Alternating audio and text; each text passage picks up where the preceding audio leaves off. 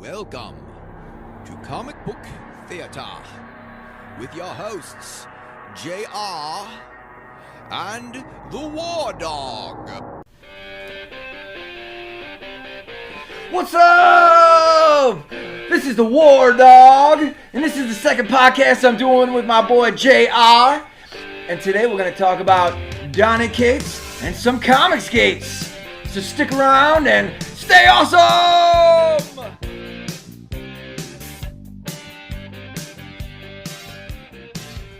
Hey man, you've been keeping up to date with what's going on over at Bleeding Cool News and the Donnie Cates Comic Gate situation?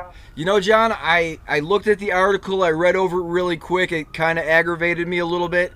But can you give me some details, like a synopsis on it?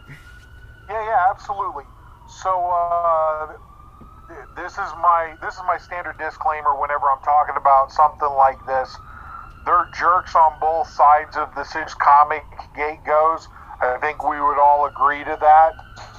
But the bottom line on it is basically Twitter trolls and somebody claiming to be with Comic Gate was trying to claim Donnie Cates as an ally in this whole Comic Gate situation that's been going on. And they just kind of did it out of the blue, and they were expecting Donnie Cates to stick his neck out for them. And Donnie pretty much just came out and said, no guys, I'm not with you here. This is, you guys fight your fight. I'm going to be over. Originally he was just trying to be Donnie Cates, do Donnie Cates stuff, be Donnie Cates. Whenever they came over and tried to put words in his mouth, essentially, that's when he came back and decided, hey, I'm not going to be with you guys on this. I don't agree with what you're doing. And I feel like he backlashed at them. And then of course, they went into the mode that they went into, which was attacking him. Before this, they were saying what a great writer he was and stuff. Basically, that's the way I read it. I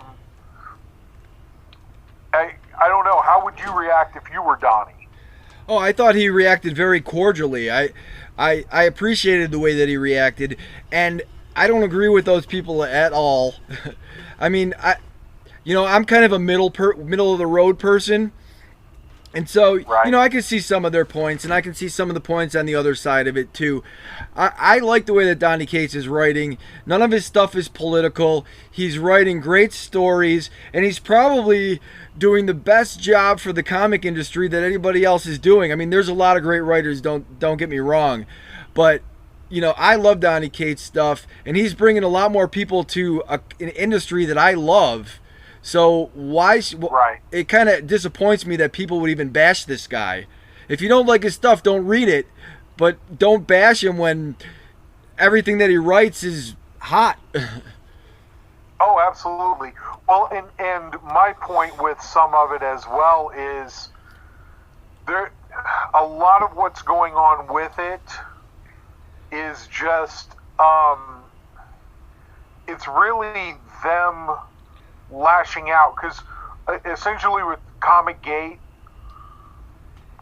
a difference politically happens, and then people who should know better than to do what they're doing start attacking people that have difference politically with, and instead of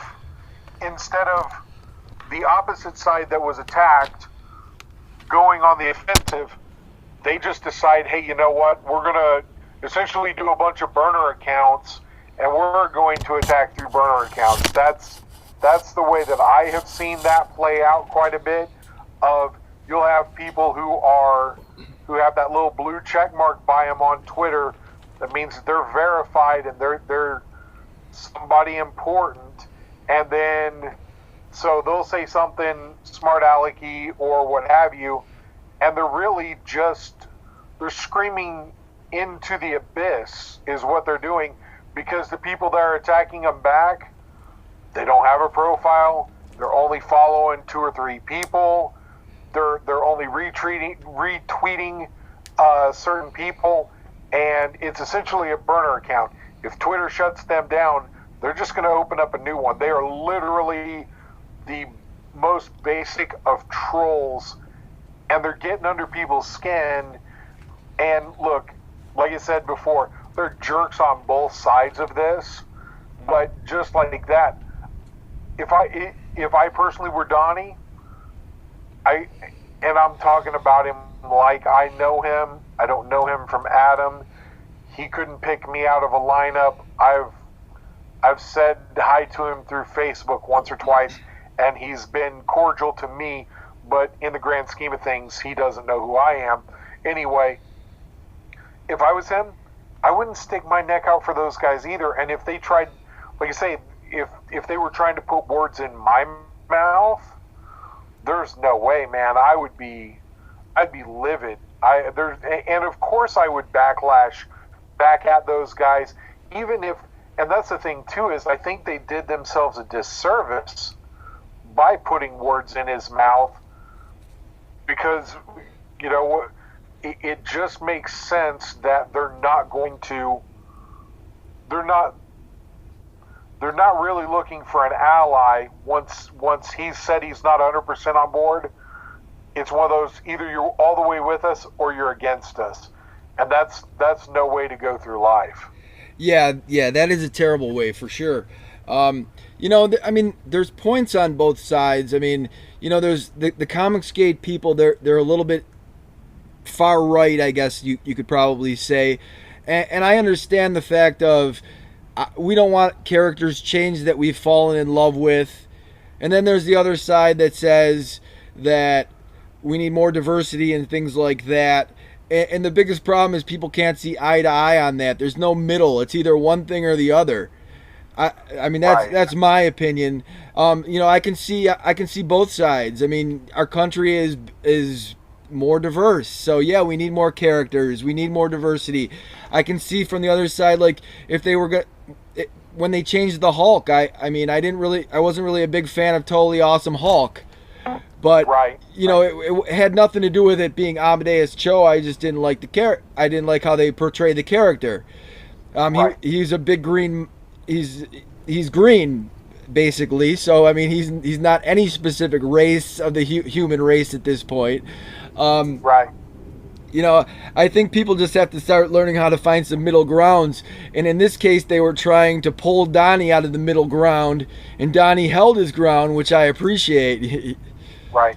Well, and I will tell you, this is just one of those things, an observation that I have on the situation, as well as I always find it to be a bad idea to challenge a professional writer to a battle of words. That's a bad idea. An internet troll versus somebody who writes for a living, you really don't stand a chance at that point. It literally is. Man, I can't think of a word. Maybe me or you challenging somebody like Brock Lesnar to an MMA fight.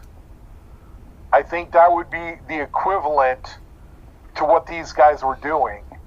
Because, like you say, don't put words in the mouth of a writer, because he's going to slice and dice you. There's no way around that. Yeah, I agree. And you're not going to win many supporters when you're ripping one of the best guys in comics today. I mean, like, you know, I read that and all I did was shake my head. Like, what is wrong with these people? Yeah. It doesn't serve a purpose to alienate. Well, and you know, like you said before, we do have an issue with divisiveness in our country currently. And the really, really bad thing about it is if people sit down and listen to each other, chances are really, really high that you think you disagree with somebody, but in the grand scheme of things, you actually agree with what you want to have. You just disagree on how to get there. And to me, that's one of those things too, where just like this, that the guys from Comic Gate are against diversity in comic books, really. I believe what they're against is the forced or contrived diversity that is forced on them. And I use this as an example, okay? Back once upon a time, they were doing a little bit of diversity over at Marvel whenever they had Rhodey take over for Tony Stark in the Iron Man armor. If you followed the Marvel Secret Wars, that was Rhodey as Iron Man. And it was kind of a plot point, a minor plot point, but still a plot point in Marvel Secret Wars. And he started out as a stand-in for Iron Man, and then he gets his own title under War Machine, and people loved it. But it wasn't forced. They gave him a reason to stand in for Iron Man. They built his character. They took their time with it, and War Machine is still around to this day. To me, that's the proper way to do diversity. To just lazily say one time, it looks like Jane Foster is going to be the new Thor. Here we go. Man, give it a little bit of backstory, and I'm not going to lie, I'm not a huge Thor fan myself, so that's probably a bad example, at least because I don't have much to go on off of it other than all of a sudden she's Thor. You know, people enjoyed it as a what-if story, but I don't think that everybody was really super-duper gung-ho about it for it becoming a part of continuity. Yeah, I see that issue. I think in a lot. I think the publishers in the comic companies are somewhat to blame for this issue, and it turns out to be a battle of the fans. And the comic book companies just kind of sit back and say, you know, just take what we're giving you and accept it. You know, right. You know, but I mean, it can be done right. I mean, if you look at like Nick Fury. And picking out Samuel L. Jackson, one of the greatest actors of all time, right? And making him Nick Fury, that was acceptable to me. I could live with that. Right. Now, and with that was them justifying it. I will tell you though, whenever originally in the Ultimates universe, Nick Fury was I'm trying to think of a better word than what I have rolling around in my head, but whenever they changed his race in the Ultimates universe, it was kind of a big deal. People made a big deal out of it, truthfully, how many people do you know that live and die by Nick Fury comic books? There aren't many of them. There really just aren't many of them. So he's kind of one of those C or D list characters that Marvel movies have elevated, and it has become more acceptable, but they kind of held true to that now. I'm okay with it as well because they got the casting right. Oh yeah. I think a lot of things can be forgiven if in the end the execution is right, and if they really you can see that they put effort into it. It wasn't just something that was thrown in there and we have to do it just because. Because again, doing that to him in the Ultimates universe was a big deal at the time, and they kind of just stuck to it. You know what I don't understand is, okay, so you have Superman, right? And he's a white guy.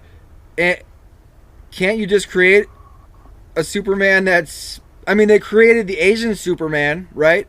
So can't there be some kind of a bubble floating around in space, and all of a sudden it bounces off of the sun, lands on the earth, and you know, a black dude comes out and he's Superman? You know, honestly, on Earth 2 Superman was a black man in the DC Rebirth. And you know the funny not Rebirth. I said Rebirth, New 52. Okay.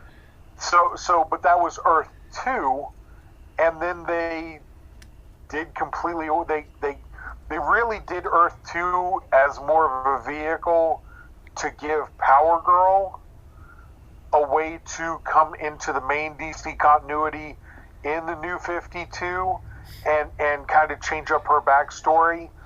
And those kind of things. It is interesting, though, that you're right. There are a lot of things that they can change up that people would not necessarily be that against, especially in today's day and age. And I will freely admit, you know this is the gospel truth. I am a fan of Power Girl. That she's one of the ones that's in my primary collection. And I have said this for a couple of months now. If they would find a way to bring her back and write her more as a main character, I would not mind if they wrote her as a black woman instead of a blonde-haired, blue-eyed woman. It wouldn't hurt my feelings at all. I would give it a chance, as long as they're not just doing it for shock value, as long as they're not just doing it to fulfill some type of contrived need for diversity, for further diversity.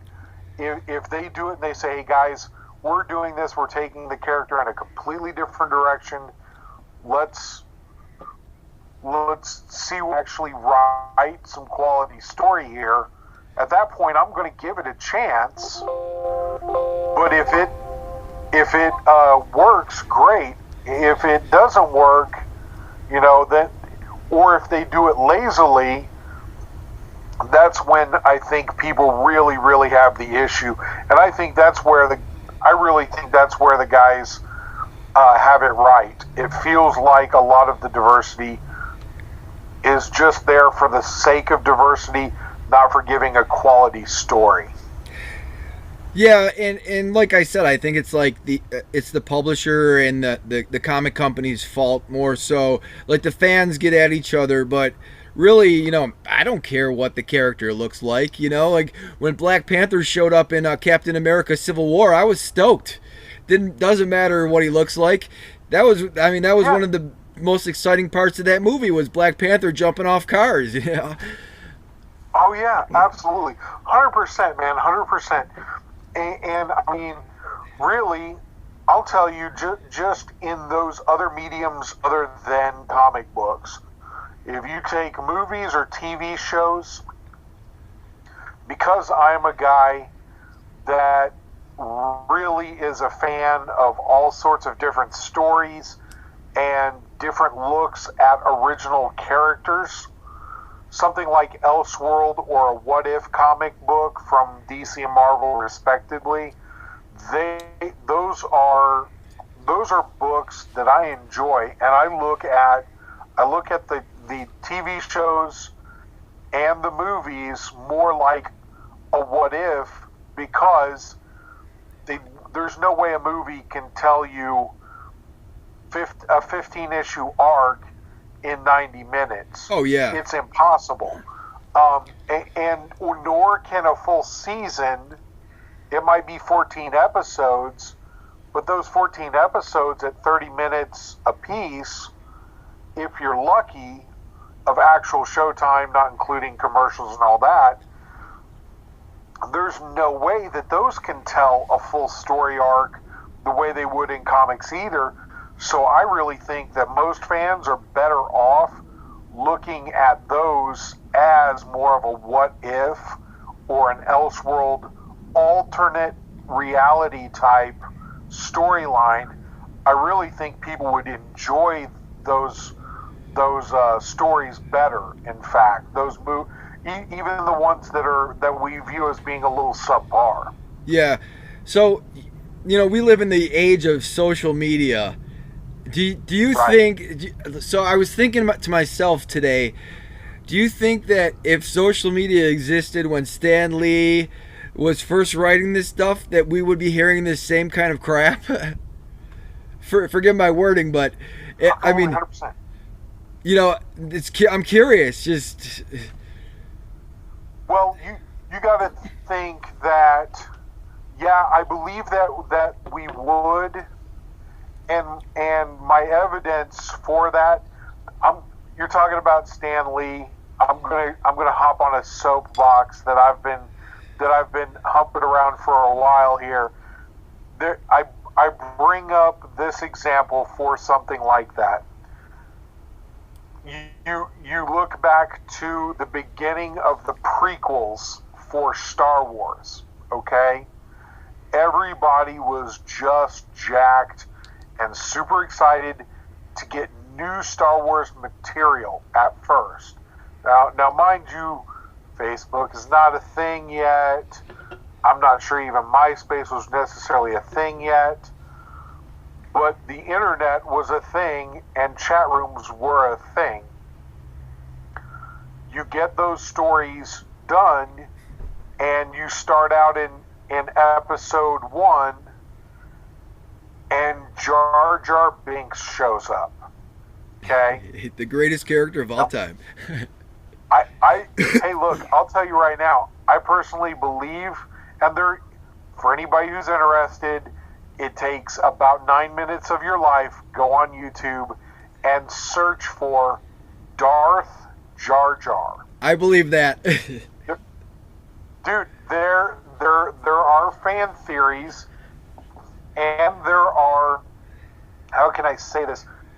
They're fairly substantial as far as taking in continuity clips and showing them to show that there's a possibility, at the very least, that Count Dooku was never originally supposed to be in that trilogy.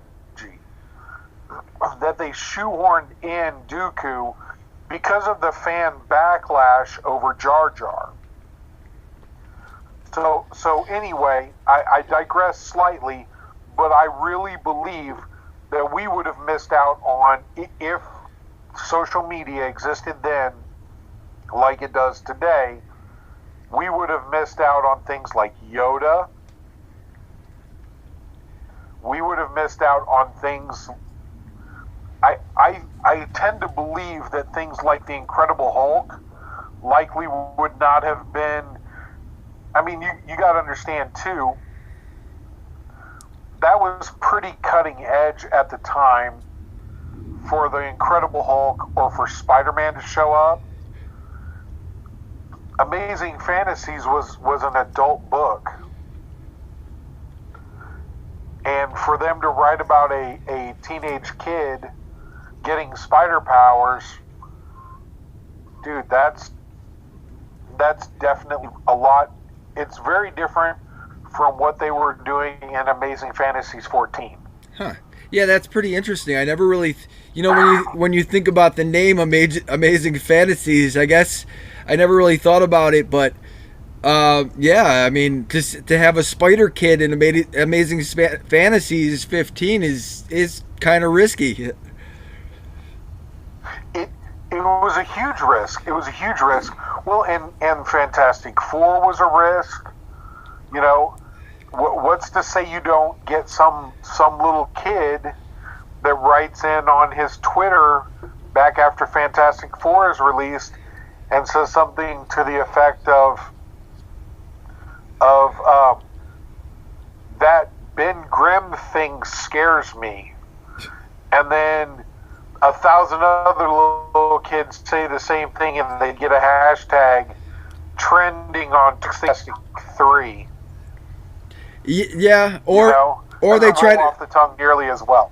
Or they try to light themselves on fire so that they could be like Johnny Blaze. That might be a... Yes. Hashtag Blaze Challenge. Yeah. That would be our luck, really. Then I mean, it's not bad enough that they had to endure the Comics Code Authority and stuff like that already, or the seduction of the innocent. That what a farce that was. But that's for a different show. Well, I'm sure we'll get to that eventually. The history of comics, we might do a segment on that at some point. Yeah. I guess to get back to Donnie Cates, I mean, to me, Donnie Cates is probably one of the best writers, one of the top 10 writers, I would say, because there's a lot of good writers. I don't want to take anything away from anybody, but he is probably one of the most popular writers right now. When you see a book by Donnie Cates, there's like a 95% chance that you're getting a really good story and a really popular book. Mm-hmm. Oh, absolutely. And honestly, I'm with you that I think top 10 made a little too conservative there. I don't think I could probably name 5 writers that are consistently putting out better stories than Donnie Cates. I don't think I could name 5. So, and again, that's not taking away from the other writers.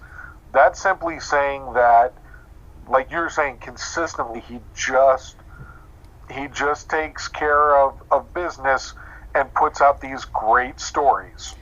If you're a comic book fan, I mean, does it make any sense to rip this guy?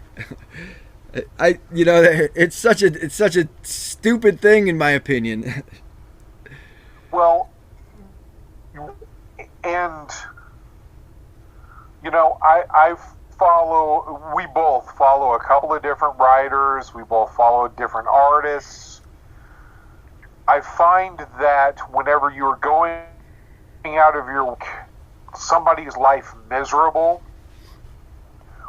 when you, generally speaking, enjoy what they do, it doesn't have the desired effect. And not only that, I really truly believe that this did not have the desired effect that the guys from ComicGate wanted it to either. And look, we're using the guys from ComicGate as a general overlapping umbrella that's encompassing a lot of people. You and I both know this could have been 2 or 3 dudes with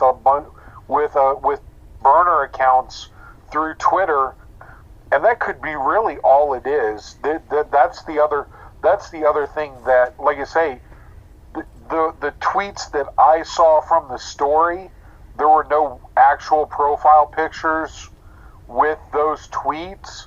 They were the generic figure from Twitter, and that was it, which is part of what leads me to believe that either A, these people are not who they say they are, or they're just simply burner accounts that are trying to influence, or they're trying to appear as though they have more influence than what they really should have over something, Yeah, I mean, I really hope that that had no effect on Donnie Cates whatsoever.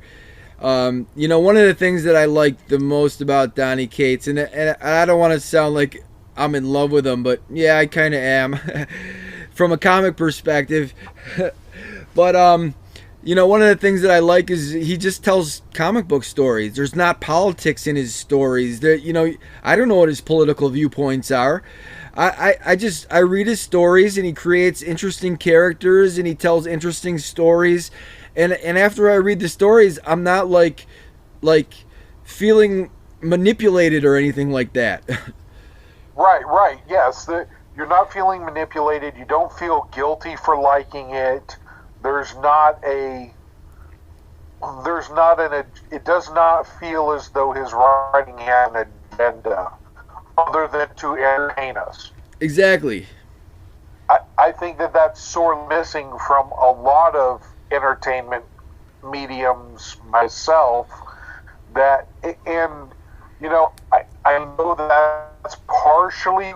I really also think that's partially why the Comic Gates guys attempted to try and put words in his mouth and say that he supported him, because and see, that's the other thing that really irks me too, was initially they're saying, hey, he's on our side, everybody love and support him, and then when he says, well guys, that's not me, essentially saying don't put words in my mouth, that's when they completely flipped the script.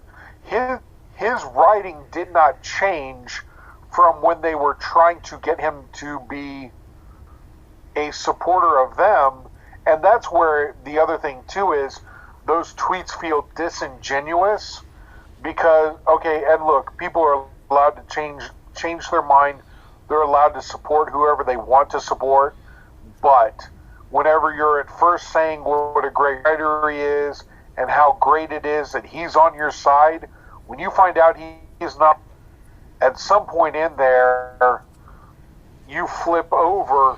You're really the one that looks worse than the guy who's like, hey, I didn't change. My writing's still the same. I'm just letting you know I don't really necessarily agree with your stance. And a lot of people, a lot of entertainers, I don't agree with their stance on certain things, but that doesn't mean I'm not going to enjoy the work that they do. Oh, yeah. I'm only hurting myself. Yeah, I agree with you on that, totally. Trying to think, there was some... I'm at a loss for words at this moment. I'm trying to think of something that I was thinking about earlier. You have anything more on this topic? No, man. I think that this topic is. I think we've went over this fairly well. We can transition away though, man. That's totally cool with me. What else did you have in mind as far as like what's going on in the very near future for comics? You got any hot comics that you got your eyes on or anything like that? Well, yeah, I do. Actually, so this week in Old Lady Harley number 3, there was the first appearance of the Bane twins. Now, it's probably not anything too exciting, but I'm a first appearance guy, and I know a lot of people like first appearances. Right. So if you're into the first appearances, check out Old Lady Harley 3, and you'll find the first appearance of the Bane twins. I was looking at some of the comics that are coming out next week, and some of the hot ones that I saw, or at least based off of the covers, one of them is Batman 62 cover B, is a Frank Miller cover. It looks really cool. Typical Frank Miller art style. But yeah, I'm a fan of Frank Miller, so I was excited to see that one. There's a Green Arrow number 48, and that's a Neil Adams black and white cover. That one's already sold out at Midtown, and that's a really nice cover. I don't know too much about the Green Arrow story. I watched the show, but I'm not too much into the comics. You and I had talked earlier about Harley Quinn number 57 by Julian Totino Tedesco. That is just a really beautiful cover. I don't know too much about that artist, but I'm loving that cover. I'm not even a Harley Quinn fan, but I might pick that one up just for the cover. Derek, I think that's a good bet. Yeah, that's a really nice looking cover. Derek Chew has been killing it lately on his covers. He did a Young Justice number 1, and I think Eclipse is on the cover of that one, and that's got some really beautiful colors and looks really nice. Let's see, Friendly Neighborhood Spider-Man number 1 comes out next week, and there's there's like 5 covers in that series that look amazing, including one by the Collector's Corner's own Art Germ, which I think that's his first Spider-Man cover, and that is a beauty. But not to take anything away from the other cover artists for the Friendly Neighborhood Spider-Man, there's like 5 really beautiful covers. Right. Yeah, I'm looking at a couple of them now. But I will say the Art Germ stands out. You can definitely tell, and man alive, he knocks it out of the park there. That's probably one I'm going to have to call and make sure that my LCS has one stuck back for me. Yeah, I called up mine this morning and I made sure that they held one for me. But I'm an Art Germ fan. He's a cool guy. He participates on the Collector's Corner, so he's good with his fans, and so I got to support a guy like that.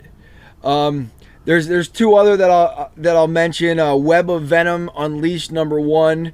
It's a Ryan Stegman story, but those look like they're pretty cool. And last year was the year of Venom, so we'll see what this year has to bring with Venom. But the first cover with the dog looks really cool. And then there's a Danger Zone comic, and I'm not a big Danger Zone collector, but there's a comic called Null Fairies #1, and all 3 copies are sold out. So, I mean, I don't know what the Zombie Tramp #1 or the other Danger Zone comics sell for, but if you find a Null Fairies #1, you might want to pick up a copy just possibly as an investment piece. Right. That is some good pointers there for us to consider for like you say, maybe a spec buyer and investment. I'm with you for sure on the Web of Venom Unleashed #1. Either one of those variants actually looks amazing. I'm trying to think here. I don't know that there's any that I would necessarily add to that. Other than maybe the X-23 cover. That one looks pretty solid as well. But other than that, man, yeah, you got them all covered real well there. Yeah, the X-23, we were talking about Ashley Witter last week, and she did cover A for that one. She does some beautiful work. And the funny thing is, I was looking at that X-23 cover, and X-23 almost kind of looks like Ashley Witter. So I don't know if she's trying to make herself into X-23. That's just a little comedy. Who knows? Who knows, man? Okay, this is going to be one of those that's going to show my age a little bit more than Whitebeard does. Whoever X-23 is fighting there kind of reminds me of Rom Space Knight. Yeah, I can see that. The original one. Yeah, Rom, or like an old school Ultron type. Yes. Now, so we're talking about these. Did you happen to pick up this week any of the Conan #1s, his return to Marvel? Did you pick any of those up? Yeah, I picked up Conan. I picked up 1A. My shop doesn't always get a ton of variants, but I'm excited. I've never really read Conan. I just remember Conan from the Arnold Schwarzenegger movies, and so I'm looking forward to cracking into that and just seeing what that story's all about. Right on. Yeah, I never really read much. I've had a few books here and there of his, but never read much as far as that goes either. I have considered checking it out with his return to Marvel just to see what I was missing. And if memory serves, didn't they? I think they've done at least one or two True Believers that people can pick up out there to reprint some of the original Marvel stuff. Yeah, I think they brought back. I think there was maybe like 5 to 10 of those True Believers with the old Conan stories. I don't do the True Believers too often, but one of my friends does.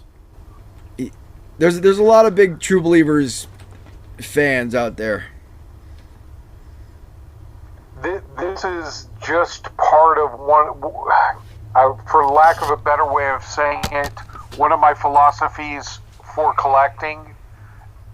At $1 a piece, it's hard to pass that up, because you're going to get $1's worth of enjoyment out of it just reading it. And in some very, very rare cases, especially like when they reprinted Amazing Spider-Man number 300, you can buy those at $1, and then later on you find out that it's going to a second printing because it's sold out completely, and then you check eBay and dollar True Believer books are selling for $5 a piece.